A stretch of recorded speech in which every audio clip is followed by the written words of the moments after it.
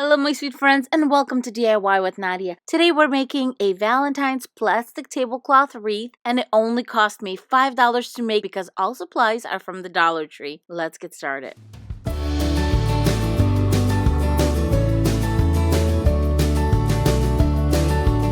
For this wreath, you're going to need this heart-shaped metal wreath form, and this one is from the Dollar Tree. And then also you are going to need 4 packs of the rectangular tablecloth. You can do whatever colors you want, but what I'm going to do is 2 whites, 1 dark pink, and 1 light pink. The most important part is to make sure that you do get the rectangular one, and this one is 54 by 108 inches, or in metric 1.37 by 2.74 meters. Step 1 in this process is to cut up the tablecloths. When you take your tablecloth out of the package, make sure you don't open it, you don't do anything with it. This is just like it came out of the package. Then I'm going to cut it in half. I'm going to just approximate where my half mark is right here and just cut it in half. Next, I'm going to cut each half in half.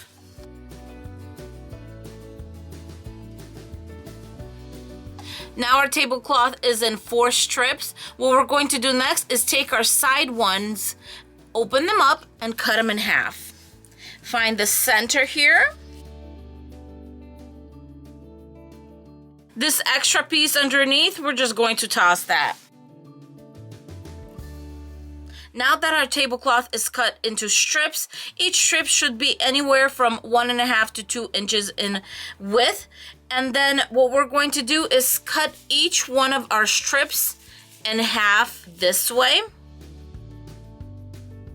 You should end up with strips that are about 1.5 inches to 6 to 6.5 inches.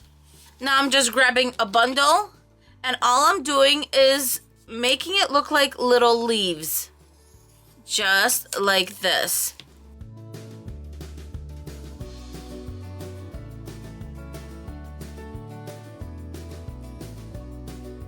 And all you're doing is just cutting these petals, and I basically leave an inch in between, and then I end up going up or down. This should not be an exact science. And all I'm making sure is to make sure that I get the tips. If I don't get the tips, and they're going to be connected over here, as I can see some of these are already, that's okay. Just cut the tip right here on an angle and you should be fine.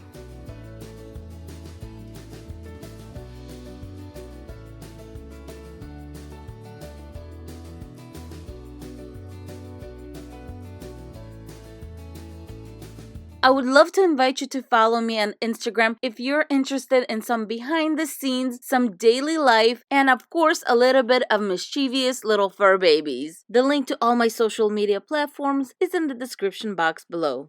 I have all my petals cut up, and the design we're going to do is white, dark pink, white, light pink. That's why we did 2 packs of the white. And as far as the wreath form is concerned, I work from the inside out. So starting from this inside ring, the way you put the petals on the wreath form itself is you do it in pairs. So I'm going to start by grabbing 2 of these white ones, and all I'm doing is just tying a knot. And I just do 1 knot. It is not going to go loose. I've done so many of these, and 1 knot is just fine. This is not a slippery type of fabric. This is just plastic, so it'll stand in place. So I have white, then I'm going to grab some pink petals. Don't pull too much, because if you pull too much, you can either rip it or you can stretch it, and there's just no need to.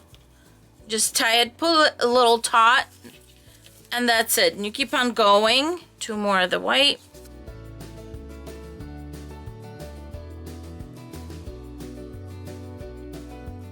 Here is the progress so far. And as far as how many in each section, you just keep on going until it feels nice and full. I'm done with the first row or the inner row of the heart, and look at this. It looks so full and beautiful. In the back, I go all the way around and everything is by 2. In the front, look how fluffy it is already. By the time we are done with it, it's going to look absolutely stunning. Now I'm going to start row number 2, which is the middle row. It's a little higher than the other rows because this row is higher and these 2 are lower, but it doesn't matter. It's just going to make for a full and beautiful wreath.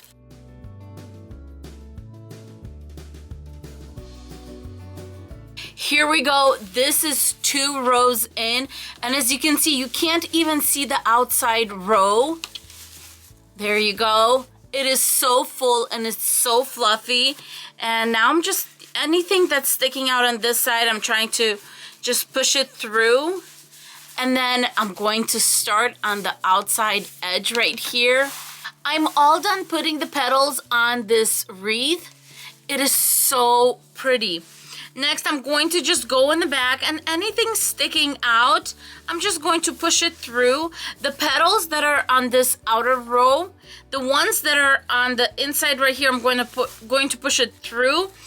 Any petals that are on top, they're going to be against the wall, and so they don't need to be pushed out. Just straighten everything out.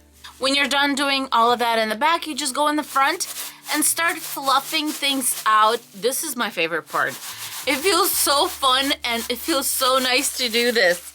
I wanted to show you what was left from the petals, and as far as the white, I basically have a full tablecloth left. So I recommend just using one of each color, which takes it down to only $3 to make this gorgeous wreath, plus $1 for the wreath form itself, and another $1 for our little decor that I'm going to use. How cute is this? So that's a total of $5 for this wreath. Are you kidding me? That is really good. And look how adorable. We were still going to work with this. As far as the leftovers, don't throw these away. You can either do another wreath or save them for maybe Easter, or just save different ones throughout the holidays, and we can make something eventually with all the leftovers. I'm going to put my wreath to the side here, and I'm going to use this little truck that I found at the Dollar Tree. First things first, let's get rid of this little price tag thingy. Then the actual connection here to this little rod, it's pretty solid. So what I'm going to do is I'm going to try to use my wire cutters and cut it down. I finally removed this little rod right here, and I ended up just peeling the little flap that was on top of the rod, and I ended up removing it. Next, there is this little hook. It's really soft, and it's to basically hang the little truck if you wanted to. But what I'm going to do is I'm going to cut it off. Now this should be the easy part. And it was. You saw that it came off really easily. I'm going to grab my end pliers, and these are going to work really nice. And if you feel like it's a little rough, just grab some sandpaper and sand it down. Next, I'm going to trace the truck with a Sharpie. And the reason I'm doing this is if I just put it like this, it starts to blend in. So what I'm going to do is just really lightly go around the edges and fill that in. And the nice thing is all the hearts are already filled in. They have a little edge on them. So this is just going to look like it's part of our actual project. And then I'm going to fix the wheel just a little bit because this one is going all the way around and this one's not. There you go. And now it looks much better. It stands out. Next, I'm going to use this pink and white buffalo check, and I'm going to make a bow to put right here where you see the XOXO. And I'm going to do it in the way we used to do it in grade school. So here we go. I'm going to make one loop, another loop, kind of making a simple bow. But what I'm going to do is I'm going to take the little loops, or we used to call them bunny ears, and just loop them right there, tie them, and you have a little bow. How perfect is that? Now we just straighten it out and make it the size that we want. I don't like it in the middle of the hearts. I think I'm going to put it right underneath to kind of make it look like there's a bow and the hearts are behind the bow right there. A little bit of hot glue right there. And then I'm going to grab these little buttons, and I picked out this pink little button, and I'm just going to hot glue it to the center of the bow. I think this little bow is such a charming addition to the truck, but definitely not something that you have to do. It's just something I decided to do just to give it a little bit of volume and a little bit, you know, so the truck is not flat and it's not like a picture. And it does do that, and it works really well with the colors we got going here. So next, I'm going to grab 2 pipe cleaners, fold them in half. I always do the 2-finger method right here.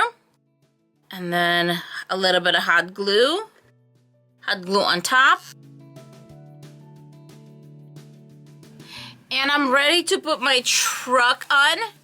I'm just going to lay it down where I want it, turn it around, and then just attach it. As you can see, I'm having a hard time moving some of these apart because I really did, you know, put them on tightly, because I wanted this to be really full. And I'm just going to move it around a little bit, and there you go. Now that our wreath is all done, I'm going to grab a piece of floral wire, and this is quite thin, so I usually just twist these to make them stronger.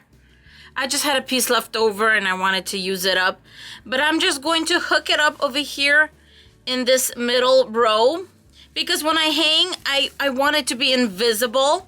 So here is what I do. I do one little twist, and then I make this bottom part go up, this top part go down, and then I twist it onto the actual loop. This way I know it's not going to go anywhere and it's fairly secure. Then I'm going to hide this ugly part towards the bottom, and there you go, you have your hook.